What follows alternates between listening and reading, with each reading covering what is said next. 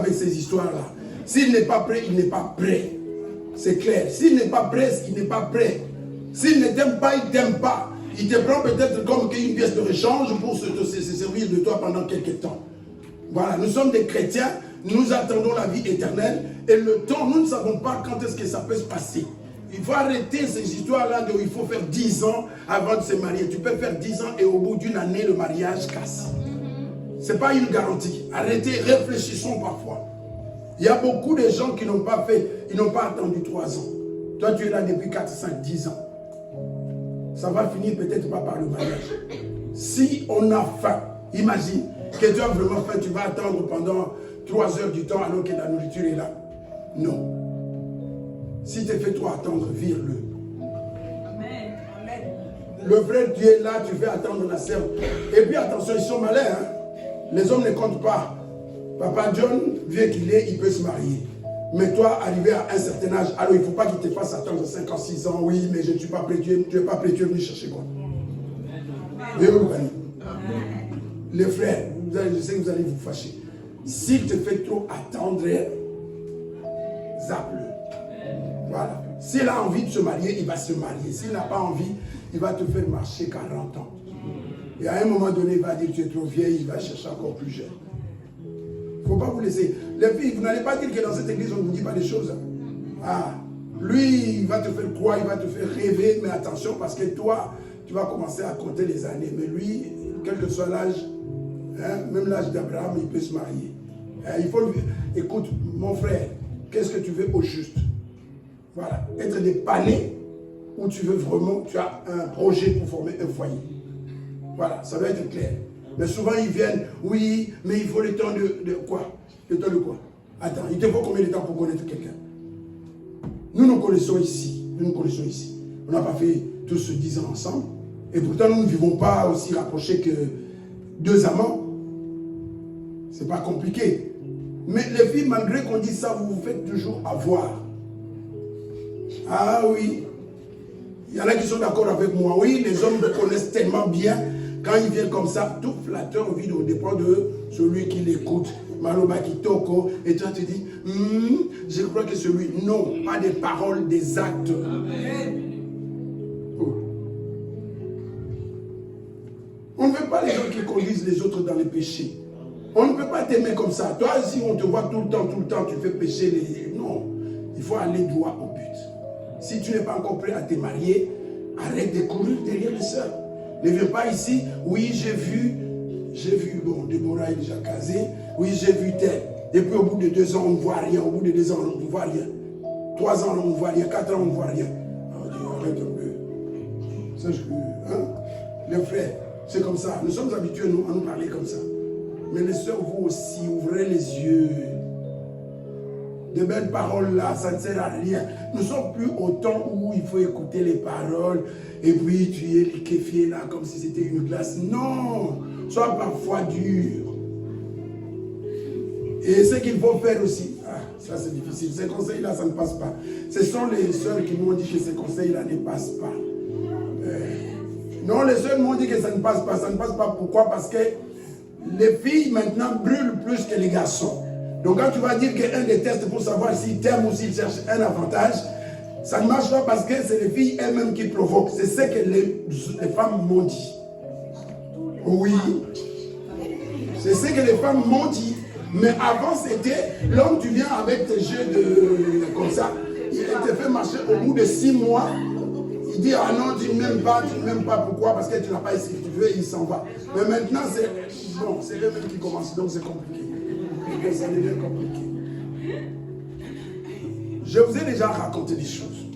Moi, partout, je suis passé près des écoles. Je vais vous témoigner des choses que je vois. Près des écoles, je dis bien près des écoles, de jeunes filles de 12, 13 ans, que j'ai vu s'embrasser, c'est un autre monde. On n'a pas, franchement, nous, on n'a pas grandi dans un tel monde qui s'embrassaient près des écoles. Alors, au vu de leurs professeurs, et tout, à chaque fois que j'ai vu, c'était les filles qui forçaient un peu les garçons. Oui, c'est ce que j'ai vu. Si vous voulez un jour que je filme, vous allez voir. C'est ce que j'ai vu. Vous voyez, le garçon qui se retient, mais c'est la fille qui force un peu la main. Donc, le monde à l'envers. Alors si ça se passe comme ça, comment voulez-vous que? C'est compliqué. Alors si tu n'es pas prêt, ne te mets pas en couple. Enfin, si tu es chrétien. Si tu n'es pas chrétien, fais ce que tu veux. Si tu es chrétien, même pas chrétien, si tu es un enfant de Dieu. Parce que tout le monde peut se dire chrétien, mais tout le monde n'est pas enfant de Dieu. Il y a une différence entre un enfant de Dieu et ceux qui se disent chrétiens. Un jour, on va parler de l'enfant de Dieu. Qui est enfant de Dieu? Quelles sont ses caractéristiques? La Bible dit qu'un enfant de Dieu ne pêche point. Et si toi, tu y es dans le péché, oublie. Ne te flatte pas, je suis enfant de Dieu. Tu vas à l'église. Tu écoutes la parole, mais tu n'as pas encore sauté le pas. Tu es encore dehors. Amen. Ah, il est venu. Nous allons parler des épines de la désobéissance. Qui connaît les épines? Ça commence. Je sais que personne n'a jamais entendu parler des épines. Personne ne connaît jamais les épines. Vous allez me regarder comme un extraterrestre. Qui connaît les épines? Moi, les épines, je peux les appeler aussi... quand tu marches sur une épine, qu'est-ce qui arrive? Ça fait très mal. Donc, je veux dire que les épines représentent la douleur. Ah. Donc, quand tu marches sur les épines, ça pose des problèmes. Ça cause la douleur. Et en tant que chrétien ou enfant de Dieu, nous devons savoir que la désobéissance cause toujours la douleur.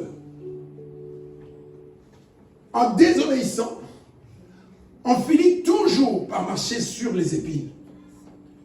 Je dis que nous allons parler pendant un mois que de ça. Donc nous parlons encore du mépris de la parole. Toutes les personnes que nous connaissons dans la Bible qui ont osé défier Dieu, parce que mépriser la parole de Dieu, c'est défier Dieu. Qui ont osé, eh bien, ils en ont payé le prix. Nous le savons. Je sais qu'il y a des lecteurs de la Bible dans cette église. Est-ce que quelqu'un peut me donner comme ça? On peut tous prêcher ensemble. Des personnes célèbres qui ont osé défier Dieu et qui l'ont payé. Est-ce que quelqu'un peut m'aider? Des fois, un jour comme ça, tu prends le micro et puis 2-3 minutes, tu expliques. Oui, mon frère. Voilà. David, l'homme selon le cœur de Dieu, mais à un moment donné de sa vie, il a désobéi. Et il l'a payé. Lisez l'histoire de David. Ça l'a poursuivi des années. Dieu a pardonné. Mais il a payé. Il peut arriver aussi qu'un jour, tu demandes pardon à Dieu, mais que les conséquences de ta désobéissance te poursuivent. Ça, il faut le savoir. Il ne faut pas jouer, oui, Dieu va me pardonner. Il y en a qui vont jusqu'à dire, Dieu va me comprendre. Dieu avait compris David. Mais vous savez ce qui s'est passé dans la famille de David? Il a souffert, cet homme. Il a vraiment souffert. Et pourtant, Dieu lui a pardonné. Mais il a payé le prix. A commencer par l'enfant. Cet enfant va mourir. David a jeûné. David a prié. L'homme selon le cœur de Dieu. Mais l'enfant est quand même mort. Donc, un jour, à force de continuer à défier Dieu, un jour tu vas te repentir. Tu vas prier, mais tu vas quand même payer. On ne joue pas avec le feu. Et on ne se moque pas de Dieu. Et l'Église doit mettre en garde, mes frères et sœurs. Faisons attention. Dieu n'est pas un homme, il n'est pas comme nous. Il est trop bon. Souvent on parle du Dieu d'amour. Mais on oublie que chez Dieu tout est extrême. Tout est grand. Un grand amour. Mais quand il se met en colère, c'est une colère terrible.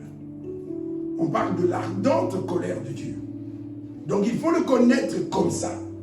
Un Dieu bon, un Dieu qui sauve, mais un Dieu qui peut détruire. Parce que si tu es aveuglé au point que on ne te parle que du Dieu d'amour, tu vas finir par dire, il me comprendra, il me pardonnera. Ce n'est pas bien connaître Dieu. Il a détruit Sodome et Gomorrhe. C'est ton Dieu aussi. Et quand il détruit Sodome et Gomorrhe, il y avait des bébés. Nous le savons.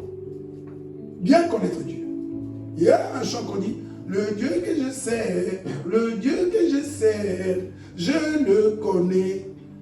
Et souvent on dit, le Dieu d'amour. Mais c'est vrai, il est le Dieu d'amour. Mais le Dieu qui a fait descendre le feu, c'est ce même Dieu. C'est la même chose avec les enfants. Ton père est peut-être gentil, mais il faut connaître aussi l'autre aspect de sa vie. C'est peut-être un père aussi qui punit, malgré sa gentillesse. Et Dieu, il est complet. Parce que s'il ne fait que aimer, et s'il ne punit pas, il devient un Dieu d'un côté faible, dont les gens vont se moquer, faire ce qu'ils veulent pour dire, de toutes les façons, lui c'est un lion en copal, en carton. Souvent on a eu l'expression, tu t'es fait un lion, mais ce n'est qu'un lion en carton qui ne peut pas faire du mal. Mais lui c'est le véritable lion. Un feu de Voran, comme la Bible l'appelle. Donc ce matin nous allons parler des épines. Les épines de la désobéissance. Les premières personnes, c'est Adam et Ève. Nous connaissons Adam et Ève. Ça, c'est plus facile. Nous les connaissons. Qu'est-ce qui est arrivé à ce couple? Allons vite. On sait que... on va... Allons vite. Adam et Ève, qu'est-ce qui est arrivé à ce couple? Qu'est-ce qui s'est passé? Nous parlons du mépris de la parole de Dieu. Ce couple a méprisé Dieu. Ce couple a rejeté la parole de Dieu. Et ils l'ont payé. Dieu leur avait interdit. Vous avez tout, vous pouvez faire tout, mais attention, il y a une frontière à ne pas franchir. Il y a quelque chose que vous ne devez pas manger. Il y a quelque chose que vous ne devez pas faire. Et Dieu n'a pas changé. Aujourd'hui, chrétiens, chrétiennes, frères et sœurs, nous qui sommes là, dans l'église, pas pour la première fois, qui avons déjà entendu mettre foi à la parole de Dieu. Nous savons qu'il y a des choses que Dieu n'aime pas. Nous savons qu'il y a des choses que Dieu ne tolère pas, ne permet pas. Des choses que Dieu interdit. Si tu dis que tu es chrétien, et que jusqu'à présent on t'a parlé que de la bonté de Dieu, et que jusqu'à présent on t'a seulement dit des bénédictions de ce que Dieu va te donner, tu es un chrétien mal formé. Si tu tombes sur un prédicateur, les gens que vous suivez là, suivez-le. Il faut qu'il soit équilibré. Il ne doit pas être quelqu'un qui vient toujours, Dieu va te donner, Dieu va faire ceci, Dieu va faire ceci. Dieu va faire ceci, mais Dieu attend de toi aussi que tu puisses obéir. Tu ne marcheras jamais avec Dieu si tu ne lui obéis pas. Ça doit être clair. Toutes les personnes que vous écoutez, si tu écoutes la personne la première fois, la deuxième fois, la troisième fois, sans qu'il y ait un avertissement, parce que dans la parole de Dieu, il y a des avertissements. Et c'est pour notre bien. Parce que si on ne t'avertit pas, tu vas te croire tout permis. Je peux tout faire. C'est dangereux. Et aujourd'hui, il y a des gens qui se permettent de tout promettre comme ça. Et même parfois, promettre sans condition. Dieu va faire sans condition. Dieu ne fait pas sans condition. Pas sans condition. Tout ce qu'il peut faire pour toi, tout ce qu'il va te promettre, sache qu'il y a toujours une condition. S'il n'y a pas une condition, ou alors on t'a mal prêché, ou tu as mal lu la parole de Dieu. Et donc tu es en danger. La parole de Dieu est un tout. On doit tout te dire. On ne doit pas, sous prétexte d'être gentil ou de ne pas choquer, cacher certaines choses. Tout doit être dit dans la parole de Dieu. Tout. Moi, la Bible, du début à la fin, de Genèse à Apocalypse, je ne cache rien. Parce que si Dieu l'a mis dans la Bible, c'est pour que ça soit prêché. Je ne veux pas le cacher. Je le prêche et je le remets dans son contexte. Je prêche par exemple, je parle du sabbat, je vois que c'est écrit sabbat, et je te dis que ce n'est plus d'actualité. Qu'aujourd'hui, on n'a pas besoin de ne pas travailler samedi. Oui, c'est vrai qu'il y a des choses qui ne sont plus praticables aujourd'hui, et on doit t'expliquer, ces choses-là font partie de l'ancienne alliance, et qu'aujourd'hui, tu n'as pas besoin de les faire. Et te préciser aussi que les choses, parce que souvent on dit c'est écrit, oui c'est écrit, mais est-ce que c'est d'actualité? Est-ce qu'il est d'actualité aujourd'hui que certains animaux, tu ne peux pas les manger? Mais c'est écrit dans la Bible. Si nous fouillons dans la Bible, vous allez voir qu'il y a des listes, des longues listes des animaux, des poissons, des choses qu'il ne faut pas manger. Est-ce que c'est d'actualité? Non, c'est passé, ça fait partie de l'ancienne alliance. Aujourd'hui, on mange de tout. Amen. Les épines dans la vie d'Adam et Ève, ils devaient s'arrêter jusqu'à un certain niveau. Ils devaient faire certaines choses, mais pas d'autres. Particulièrement, il ne devait pas manger le fruit de l'arbre de la connaissance du bien et du mal. Je préférais commencer par au début, mais on continuera. J'ai dit que c'est tout à moi qu'on va parler de la désobéissance. Et quelqu'un d'autre est venu avec un autre évangile. Exactement comme aujourd'hui. Aujourd'hui, dans le monde ou dans les églises, il n'y a pas qu'un seul évangile. Est-ce que vous le savez? Tout ce que vous écoutez là, ne dites pas parce que la personne parle de Dieu, parce que la personne parle de Jésus, c'est-à-dire qu'elle vient me prêcher la vérité. Voilà pourquoi nous vous invitons toujours à vérifier. Même ici, moi ou frère Philippe, il faut toujours vérifier. Nous n'allons pas avoir la prétention de dire, nous disons la vérité. Ça ne sera la vérité pour toi qu'après vérification. Mais on sait que vous n'avez pas l'habitude de vérifier. Je le sais. Et souvent, je le sais justement des personnes qui ont l'habitude d'aller. La personne reçoit la chose et quand tu parles avec elle et te balance la chose, tu comprends qu'elle a écouté cette chose-là ailleurs et qu'elle n'a rien compris, qu'elle n'a pas vérifié, mais que c'est resté dans son esprit. Et ça a juste contribué à semer le trouble dans son esprit. Tu ne sais plus sur quel pied danser à force de trop écouter aussi. Moi, je ne conseille pas de tout le temps écouter à gauche, à droite. Ce n'est pas à force d'écouter tout et n'importe quoi que tu vas grandir. Au contraire, ça va semer des troubles dans ton esprit. Je vous donne un exemple. Viens nous prouver que tu as tellement écouté et que tu as grandi. Viens nous prouver ici. Nous, on a grandi au moment où il n'y avait pas les téléphones portables. Les téléphones portables ont commencé quand on était ici. Qu'on a commencé les téléphones portables, Internet et tout ça. Bon, Internet existait depuis longtemps, mais c'était juste pour le but militaire. Ce n'était pas grand public. Vous découvrez Internet maintenant, mais c'est avant même que nous, on soit nés. Donc ça existait, il y avait un nom là. Mais c'était les militaires qui s'en servaient. Et donc, on n'a pas connu des multitudes de prédicateurs. On n'avait pas la possibilité d'écouter des personnes aux États-Unis. Ça ne nous a pas empêché de grandir et de commencer à servir le Seigneur aujourd'hui. C'est un exemple. Alors, allez croire que parce que tu as la possibilité d'écouter les gens en France, aux États-Unis, en Russie, à l'autre bout du monde, qu'à cause de cela, tu vas devenir meilleur, tu te trompes. Tu te trompes. Il faut choisir et vraiment être limité dans ce que tu écoutes. Cibler des personnes et être limité. Dans le monde, il y a une expression qu'on dit à trop embrasser, et celui qui trop embrasse mal étreint. Hein, vous comprenez? Si vous prenez 3, 4, une personne en face de toi, tu peux bien l'embrasser. Mais si tu prends 5 personnes, ça devient compliqué. C'est la même chose aussi avec la parole de Dieu. Trop, c'est toujours trop.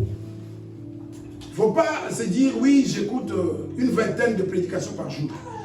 Est-ce que tu as le niveau pour faire le discernement, pour faire la différence, pour discerner le vrai du faux? Si ce n'est pas le cas, alors concentre-toi sur l'essentiel. Adam et Ève se permettent d'écouter une prédication de trop, comme beaucoup aujourd'hui. Oui, ils ont écouté une prédication de trop. Vous ne mangerez pas. Parce que si vous mangez, vous mourrez. Quelqu'un d'autre dit, mangez, vous ne mourrez pas. Exactement aujourd'hui, ça se passe comme ça. Si je vais vous parler de la grâce ce matin, une autre personne peut venir vous parler aussi de la grâce, mais dans le mauvais sens, peut déformer. Aujourd'hui, pour beaucoup, la grâce signifie fais ce que tu veux, rien ne t'arrivera. Pourquoi? Parce que nous sommes sous la grâce. Mais ce n'est pas ce que la Bible dit.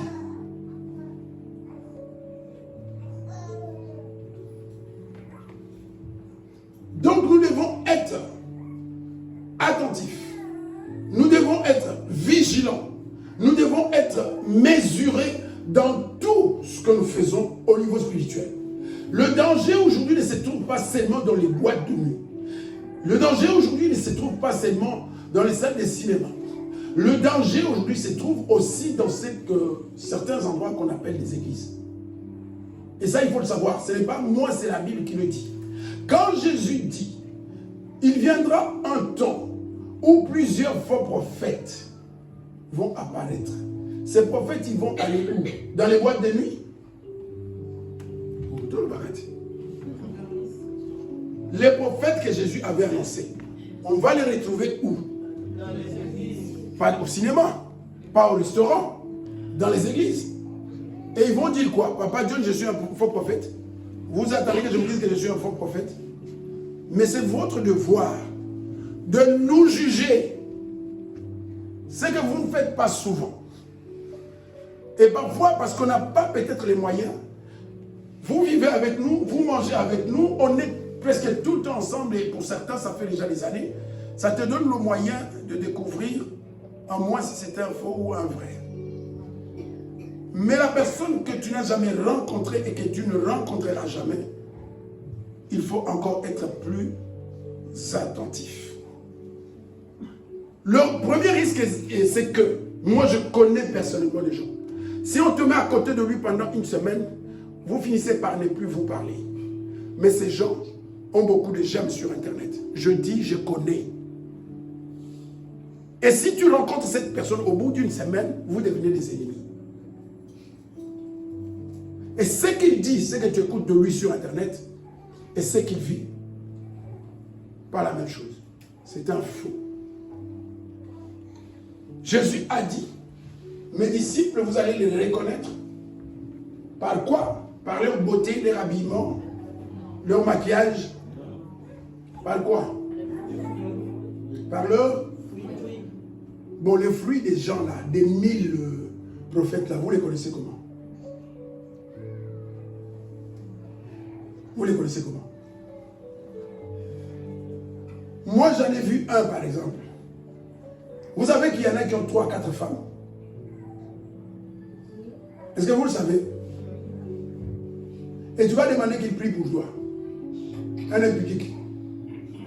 Il invoque quel Dieu sur toi? Vous savez, moi, on ne m'a jamais posé les mains là. Jamais. J'ai refusé. Ça ne m'a pas empêché de venir ce que je suis.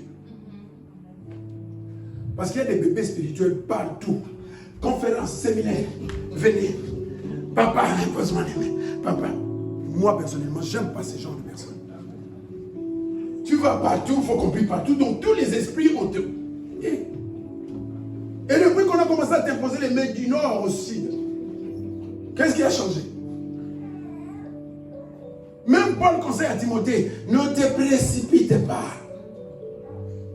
C'est-à-dire, si la personne qui impose les mains ne doit pas se précipiter, donc les personnes sur qui on impose les mains ne doivent pas non plus se précipiter.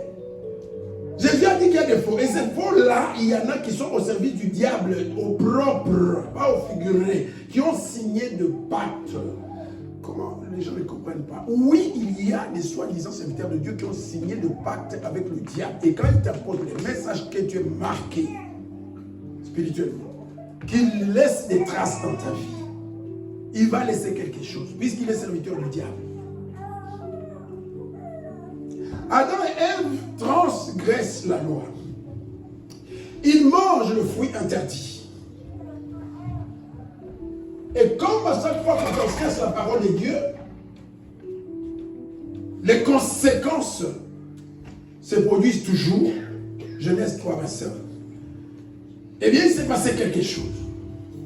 Les épines ont commencé à pousser dans leur vie.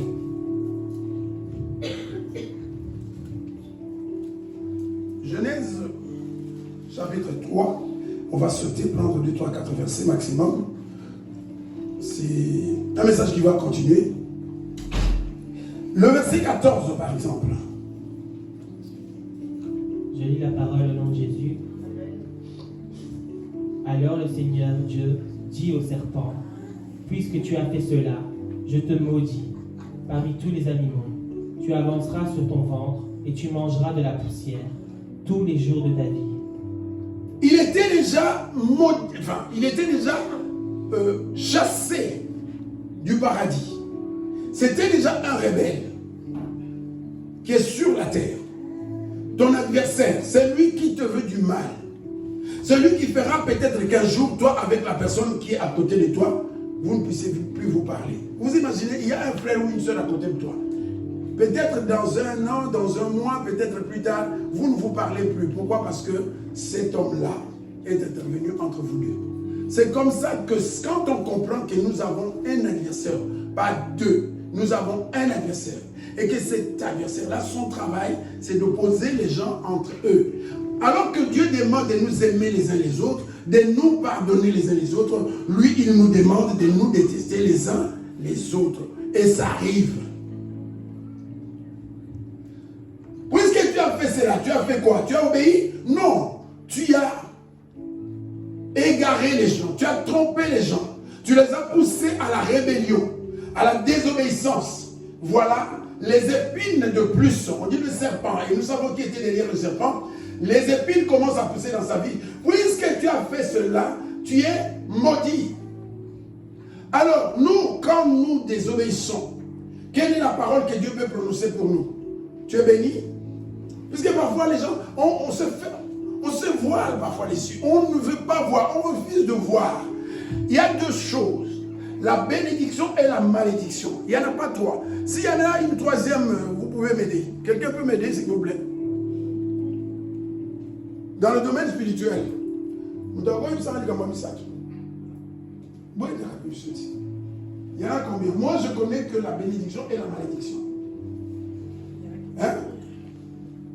On veut être conscient, on veut être convaincu que nous disons la vérité. Si tu connais la troisième voie, aide-nous. Bénédiction et malédiction. Et ça va comment? Tu désobéis. Est-ce que tu peux désobéir et être béni? Entre nous, quelle vérité nous voulons ou nous cherchons? Alors comment quelqu'un qui ne me connaît pas peut venir comme ça prononcer des bénédictions, qui ne connaît même pas ma vie, qui ne sait même pas que hier j'ai volé et que je ne me suis même pas repenti? Quelle bénédiction tu... Je vole, je refuse de me repentir. Est-ce que c'est le fait qu'on me pose demain qui va changer quelque chose dans ma vie? Avant que j'aille voir quelqu'un, c'est un conseil, pour qu'il prie pour moi, je dois faire un examen de conscience. Ça ne vient même pas pour que je prie pour toi. Ou alors viens pour confesser, pour te repentir. Alors on va prier. Autrement, ne perds pas ton temps. Je n'ai pas de baguette magique.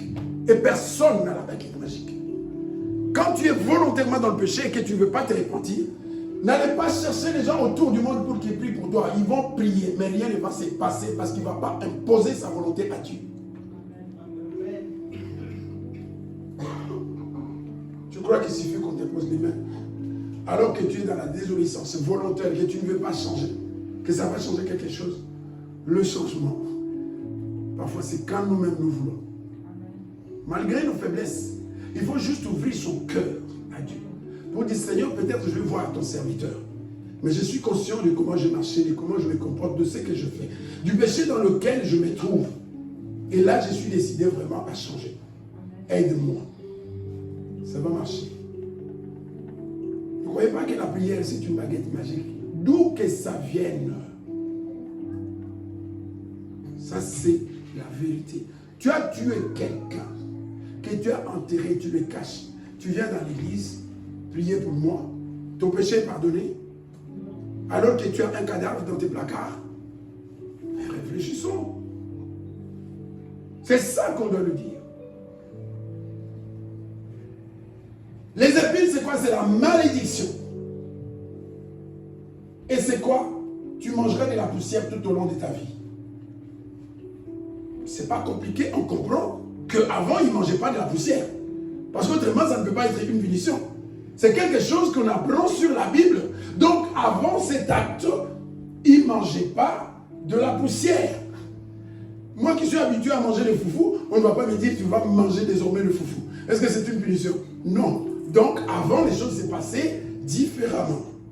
À cause de la désobéissance, les épines, c'est quoi? C'est la malédiction. Eh bien, c'est la façon de manger. Ça ne s'arrête pas là, ça continue. Le Seigneur continue.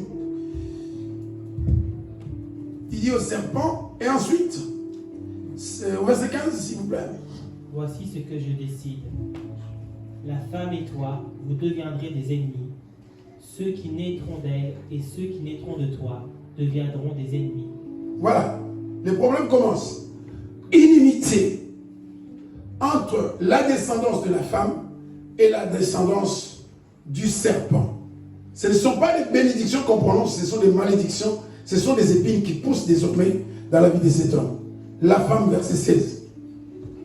Ensuite, le Seigneur dit à la femme, je rendrai tes grossesses pénibles, et c'est dans la souffrance que tu mettras des enfants au monde. Tu seras attiré par ton mari, mais il sera ton maître. Amen. Est-ce que nous lisons la même chose? Même les situations, là je parle aux féministes, aux égalitaires. Moi je suis chrétien. Aucune philosophie, aucune intelligence humaine. Il y a beaucoup de renseignements là. D'abord les grossesses. On n'aurait pas eu besoin de péridurale. C'est une épine. C'est la conséquence de la désobéissance. Est-ce que les hôpitaux le disent? Est-ce que les scientifiques le disent? Mais la Bible le dit. Voilà pourquoi accoucher, ça devient un problème. Césarienne. Non, c'est des choses, ça devrait être comme quelqu'un qui se met à table pour manger. Ça devrait être un plaisir. Mais c'est devenu quoi? Une douleur. Et parfois, on meurt à l'accouchement. Pourquoi? Eh bien, la Bible nous donne des indications.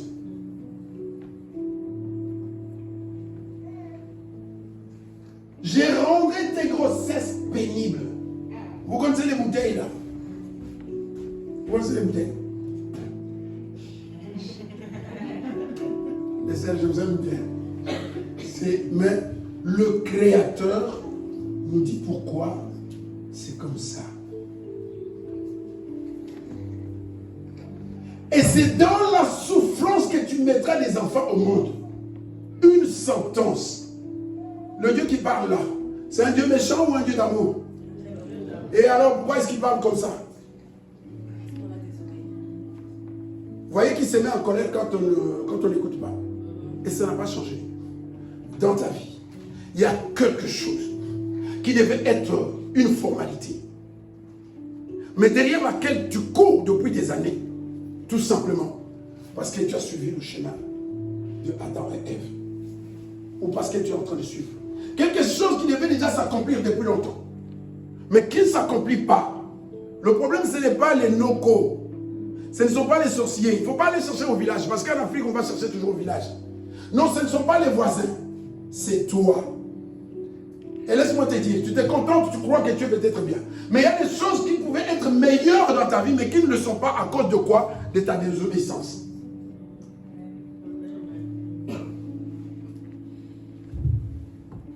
Tu seras attiré par ton mari. Est-ce que vous remarquez cette chose-là dans la vie de tous les jours?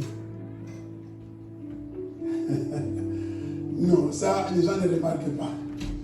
Pourquoi c'est le plus grand problème des jeunes, des sœurs aujourd'hui, des femmes? De plus en plus, il y a des hommes qui ne veulent plus se marier, qui s'en foutent un peu. Mais le cœur des femmes est toujours... Chaque femme que tu verras seule, quel que soit son âge, elles ont un problème. C'est un secret, je vais le délivrer aujourd'hui. Et vous le savez. Elle peut avoir beaucoup d'argent, elle peut avoir tout. Pas spirituellement. Il y a toujours un vide à côté. Il manque un homme. Elle le dit souvent. Et il y a une phrase qu'elle répète toute. La vie celle-là, c'est pas facile. C'est comme si ça a été appris à l'école. Je le sais. C'est pénible. Mais des femmes seules qui n'ont pas trouvé encore leur moitié. Parmi les soucis de leur vie, tu peux prêcher comme tu veux. Frère Philippe, tu peux prêcher comme tu veux. Mais les sœurs là, elles, tu le connais bien, tu sais bien. Elle va finir, si vous arrivez vraiment à être proche, elle va te l'avouer. Oui, mais je suis seul. Tu es seul quoi? Et Jésus est passé où?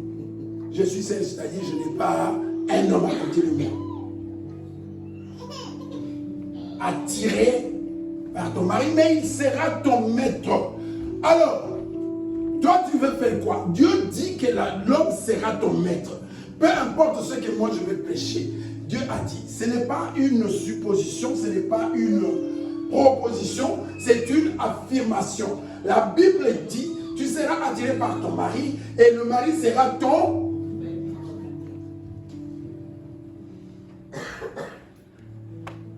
L'Occident va nous dire le contraire. Que l'homme le veuille ou non, à un moment donné, il va te dire, tu arrêtes maintenant, c'est moi qui décide.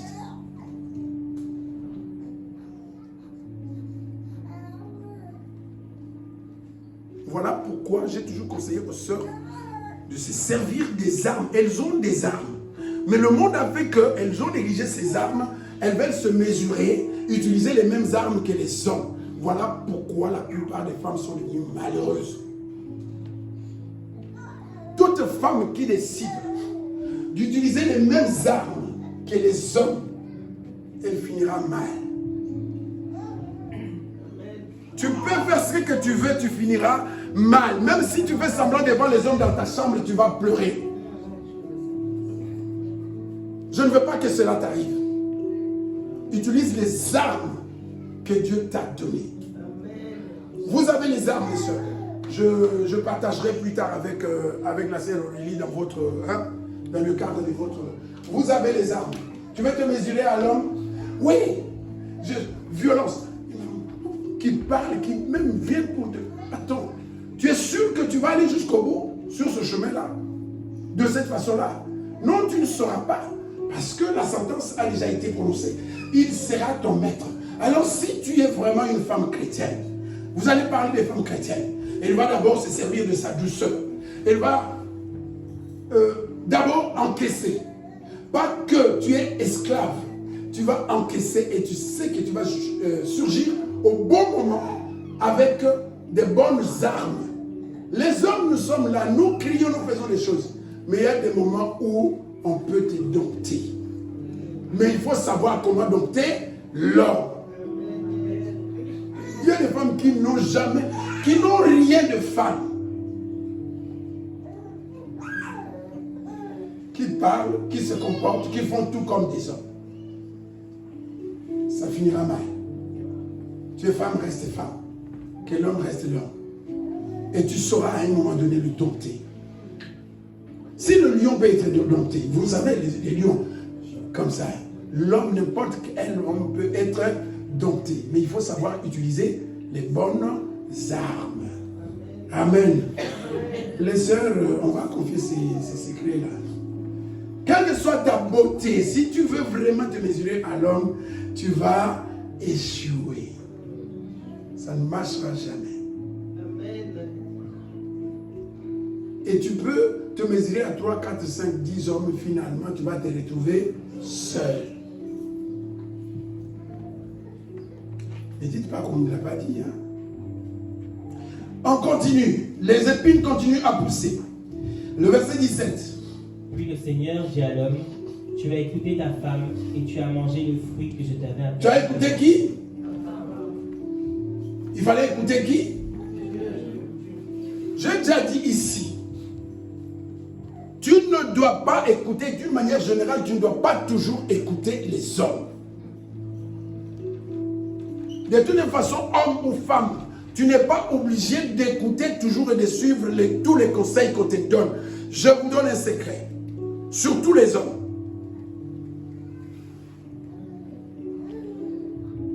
Un exemple clair.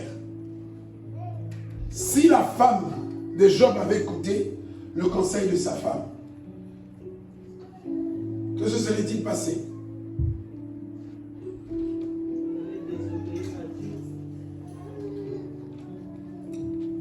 Je viens parler. Pas toujours. Des fois, après discernement. Il ne faut pas toujours écouter les conseils des hommes d'une manière générale. Pas toujours. Si tu commences à écouter toujours les hommes, quelque part, tu vas passer à côté du conseil de Dieu. Tu écoutes Dieu, tu écoutes les hommes, et tu enlèves tout ce qui n'est pas en conformité avec la pensée des dieux.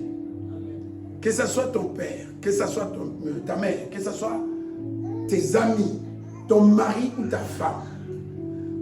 La parole de l'homme doit toujours être examinée par rapport à la parole des dieux. Parce que, autrement, tu vas mépriser la parole des dieux et écouter la parole de ta femme.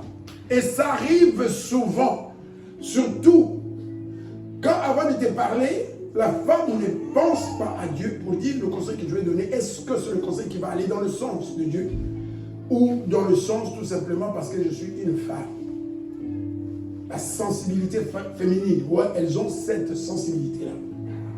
Il faut toujours reconnaître à quelqu'un ce qu'il a. Oui, les sœurs ont des qualités que nous n'avons pas. Et c'est pourquoi elles doivent être conscientes de ces qualités pour s'en servir dans la vie de tous les jours. Et ça marche. Puisque tu as écouté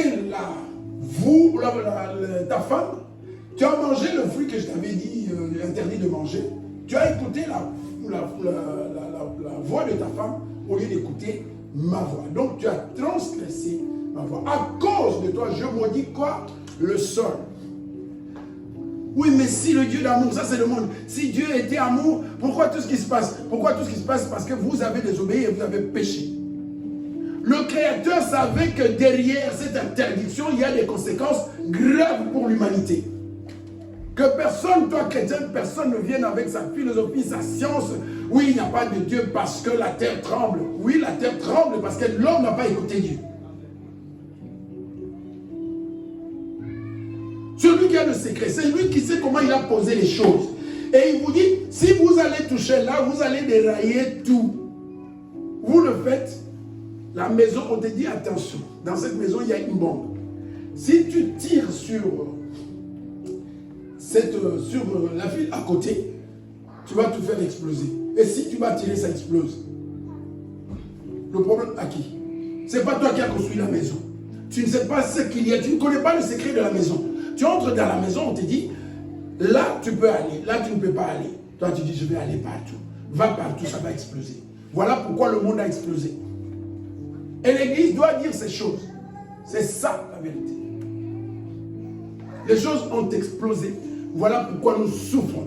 Voilà pourquoi nous nous trahissons. Ce sont les épines, le fruit de la désobéissance de l'homme. Mais ça ne s'est pas arrêté, ce n'est pas seulement à cause d'eux. Dieu a envoyé son Fils par amour. Et il a dit, moi je vais rétablir les choses. Mais aujourd'hui, nous continuons à faire exactement comme Adam et Ève. Et les épines vont continuer à pousser jusqu'à son retour. À cause de toi, je maudis le sol, tu devras te fatiguer tous les jours. Oh, je suis crevé, je suis fatigué, tu vas travailler. C'est le péché. Dans le meilleur des mondes, il n'y aurait pas, le travail ne serait pas fatigant. Le travail est fatigant à cause de quoi? Du péché. Voilà pourquoi l'Église doit parler du péché, parce que c'est la cause de tous nos malheurs. C'est la maladie qui a infecté le monde entier et qui fait que nous vivons dans la situation où nous sommes. Un petit exemple. Si ici, comme nous sommes là, nous commençons, nous nous aimons vraiment. Imagine que nous sommes dans notre petit monde là dans l'église, qu'on ne sort pas d'ici, qu'on vit ici, qu'on s'aime tous, que personne n'est prêt à trahir l'autre. Vous savez ce qu'on va déjà commencer à vivre? Quand tu peux faire confiance à ta soeur, à ton frère, que tu es sûr à 100% que toutes les personnes ici m'aiment, mais on commencera déjà à vivre le paradis. Si ici on se dit, tout ce que nous avons, nous allons le partager. On ne peut pas dire du mal de qui que ce soit ici. On s'aime tous, nous sommes comme une seule personne, nous sommes une famille. On s'aime, on partage tout, on est bien tout le monde entre nous. Mais les choses changent. C'est ça la parole de Dieu. Est-ce que c'est ce que nous faisons? Nous faisons le contraire et nous sommes étonnés qu'il y a des problèmes. Nous sommes étonnés qu'il y a des épines. C'est le fruit de la désobéissance. Tu devras te fatiguer tous les jours de ta vie. Ne te plains pas trop. Si tu ne veux pas travailler, ne travaille pas. Mais si tu travailles et que tu es fatigué, assume. C'est la parole de Dieu et ça ne changera pas. Même ceux qui travaillent dans les bureaux. Quelqu'un a confessé, même les travails de bureau là, c'est fatigant aussi. J'ai dit oui, c'est le travail. Ah, mon frère approuve. Voilà, ça fatigue. Ce n'est pas seulement ceux qui font le chant ou qui vont... Non, tout est fatigant. Pourquoi Dieu l'a décidé ainsi? Donc si c'est le travail, même le sommeil, reste sur ton lit de 6h à 18h, lève-toi un peu. Ah. Pourquoi? On a désobéi et Dieu s'est mis en colère, il a puni, il a prononcé des sentences. Des fois, il ne faut pas se plaindre, il faut prendre la vie comme elle vient. Moi, je ne sais pas si je me plains, mais rarement. J'assume, j'ai appris à tout assumer. Non, je ne vais pas utiliser les termes philosophiques. Dans la philosophie, nous, on avait pris les stoïciens et les... Donc, c'était les gens qui étaient des marques devant n'importe quelle situation. Mais dans le Seigneur, j'ai appris à tout assumer, en bien ou en mal. Je sais que je ne changerai rien. Pour tirer la nourriture et pour manger, là, c'est un problème. Il faut compliquer. Ce sont les épines, la désobéissance. 18. Le seul... Ah, je pensais que le frère m'a quitté. Ah, frère, les problèmes allaient commencer déjà, les épines allaient commencer. Oui, mon frère. Le sol produira pour toi des plantes épineuses de toutes sortes. Le sol produira quoi? Il produira des épines et des ronces et tu mangeras de l'herbe des champs. Des épines. Pourquoi? Parce que tu as désobéi. Dans ta vie, dans ma vie, toute désobéissance, à moins que je me repente, autrement, les épines pousseront tôt ou tard. Mes frères et sœurs, ne nous amusons pas à provoquer Dieu. Sa parole est éternelle, elle s'accomplit toujours. À force de jouer avec sa parole, nous verrons plus tard, peut-être pas aujourd'hui. Chaque fois que tu rigoles, tu as péché, mais rien ne s'est passé. La vie continue comme avant. Non, tu es en train de s'aimer. Le jour où tu sèmes le maïs, ce n'est pas le jour où ça va pousser. Les conséquences viendront. David ne pouvait se douter de rien, mais des années après, il a pleuré. Il y a des choses que tu as déjà fait. Tu dis, ben voilà, rien ne m'est arrivé. Voilà, c'est passé. Non, ce n'est pas passé. Ne te réjouis pas trop vite. Ça peut te rattraper 10 ans après, 15 ans après, 20 ans après, et peut-être même jusqu'à la fin de ta vie. Parce que la Bible est claire, on ne se moque pas des dieux. Arrêtons, mes frères et sœurs, de nous moquer de Dieu. Respectons la parole de Dieu. C'est pour notre bien. Si tu respectes la parole de Dieu, ce n'est pas pour le prédicateur. Quand toi tu respectes la parole de Dieu, moi qu'est-ce que ça me fait? Je mange, que je mange ou que je ne mange pas. Toi tu es là dans l'obéissance avec ton Dieu qui voit tout ce que tu fais. Moi ça me fait quoi? Je ne sais pas. Quand toi tu vas pécher en secret là, tu vas voler en secret là, tu critiques les gens en secret là, tu maltraites les gens, tu méprises les gens, tu es haineux. Moi, je suis dans mon coin chez moi. Je ne sais. À ce moment-là, je ne pense même peut-être pas à toi. Qu'est-ce que ça me fait? Rien. C'est ta propre vie que tu es en train de ruiner. Des fois, les gens pensent qu'ils font exprès, ils font pour embêter le pasteur. Non, ça ne va pas. On a des douleurs parfois quand on voit nos frères, sœurs dans des mauvais draps parce qu'ils n'ont pas écouté, parce que, voilà, ils l'ont. Des fois, on peut dire dans le monde que parce qu'ils l'ont cherché. Ça fait mal. Mais je vais continuer à vivre. En sachant que moi, je dois m'accrocher parce que moi aussi, je serai jugé. Il te produira des épines de toutes sortes. Le péché amène des problèmes de toutes sortes.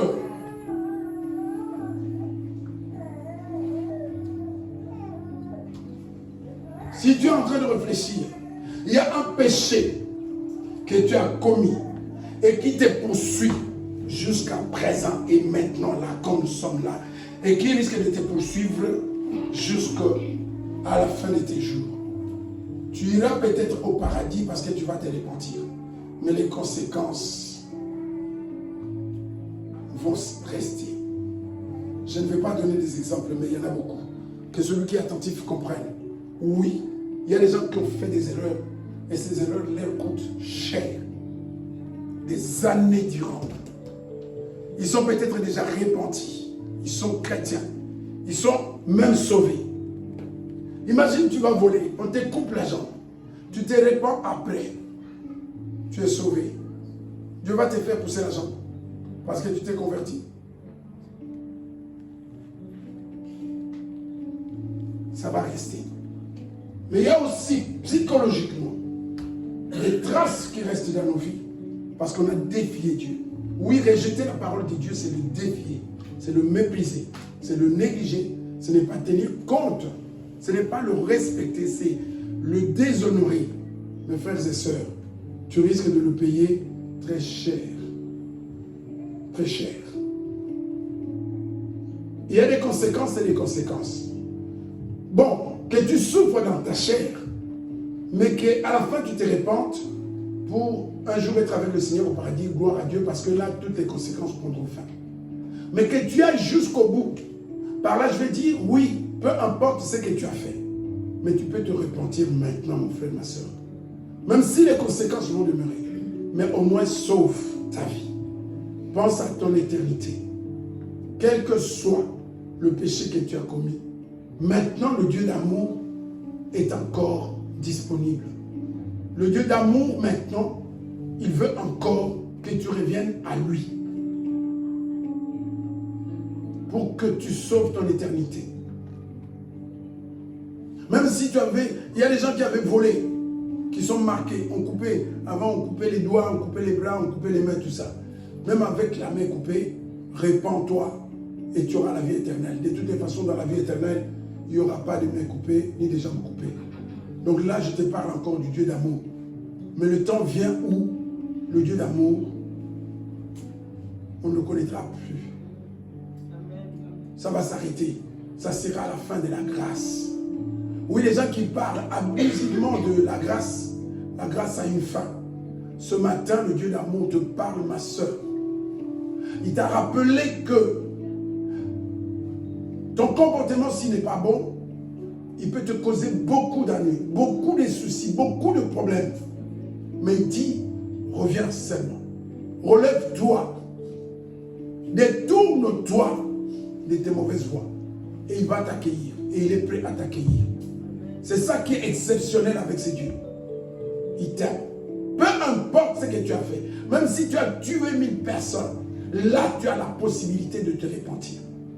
On était encore en train de nous dire, vous imaginez que des tueurs qui sont en prison et qui vont se repentir là-bas, un jour ils vont être encore au paradis. Il a tué, il a violé, il est en prison, il se repent. Mais toi tu es à l'église, tu refuses de te repentir. Tu t'imagines que lui il sera avec le Seigneur et toi tu seras avec les démons. Hein? Les démons là qui tapent, hein? Ils boxent et il y a le feu. Des coups comme ça, les boxeurs n'ont jamais boxé comme les démons. Les démons ils boxent. Amen. Nous terminons par un appel à la repentance. Abandonne cette voie-là dans laquelle tu te trouves maintenant, ma soeur. Dieu t'aime tellement. Et il est triste de te voir t'accrocher au mal, continuer, persévérer dans le mal. Prendre le risque que nous sommes habitués à prendre. Ce matin, Dieu est prêt à passer l'éponge. À faire comme si tu n'avais jamais péché dans ta vie. Voilà la bonté de Dieu. Oui, ce matin, tous tes péchés peuvent être pardonnés, purifiés, sanctifiés. Tu peux naître de nouveau aujourd'hui. Devenir comme beaucoup. Souvent, quand le frère parle ici du vol, mais en réalité, le frère, il n'a jamais volé. Vous savez pourquoi? Vous savez pourquoi? Quand le frère Philippe parle, je crois qu'il avait l'onction de vol. Ce n'est pas un voleur. Depuis qu'il est, je suis sûr que depuis qu'il est né de nouveau, il n'a pas volé. Et donc il n'a jamais, le Philippe que nous connaissons ici n'a jamais volé. Donc toi aussi tu peux devenir ce matin une nouvelle créature.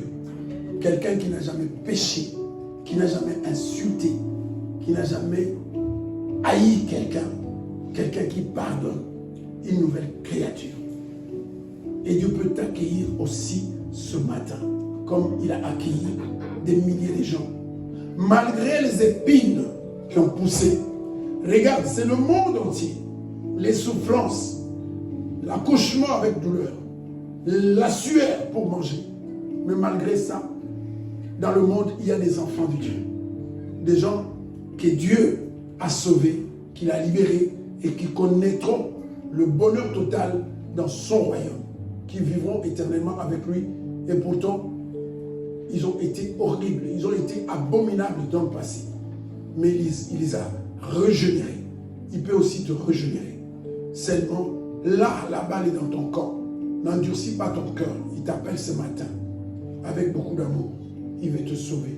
C'est ça le Dieu que nous servons dans ce lieu, qui est disponible maintenant, qui t'étend les bras maintenant, qui veut que tu changes maintenant, qui est capable, celui qui dit dans Isaïe à ses enfants, que même si vos péchés sont rouges, la bonté de Dieu, rouge comme du sang, ce matin il a la possibilité, il a la volonté et il veut les rendre plus blancs que la neige.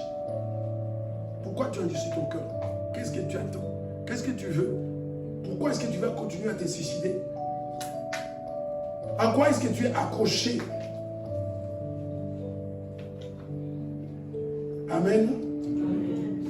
Que Dieu vous bénisse. Amen.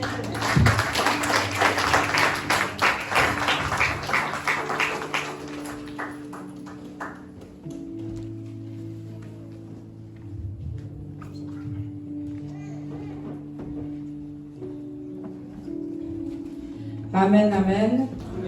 Nous allons passer aux annonces. Donc nous avons culte chaque mercredi et vendredi de 18h à 20h. Il y a un direct pour ceux qui ne savent pas être sur place. Et le direct, c'est sur Facebook, c'est Messager de paix. Je vous invite tout à chacun, en tout cas, à vous connecter. Nous avons également études bibliques chaque jeudi à 20h avec le pasteur John, où nous partageons autour de la parole de Dieu. Pour l'étude biblique, c'est de 20h à 20h30. C'est aussi un moment de partage, un moment où on peut poser des questions. Donc, je vous invite tout à chacun à vous connecter aussi. Et nous avons culte chaque dimanche de 10h à 12h30. Et pour cela, il n'y a pas de direct. Tout se fait sur place. Pour ceux qui ont apporté une offrande pour le Seigneur, je vous invite à les déposer ici dans les paniers à droite et à gauche. Nous avons également une cotisation de 10 € par mois qui n'est pas obligatoire chez Maman Chantal, qui permettra pour les mariages et pour les deuils du premier degré. Je vous invite vraiment tout à chacun, en tout cas, à semer pour votre vie. Je ne sais pas s'il y a des nouveaux.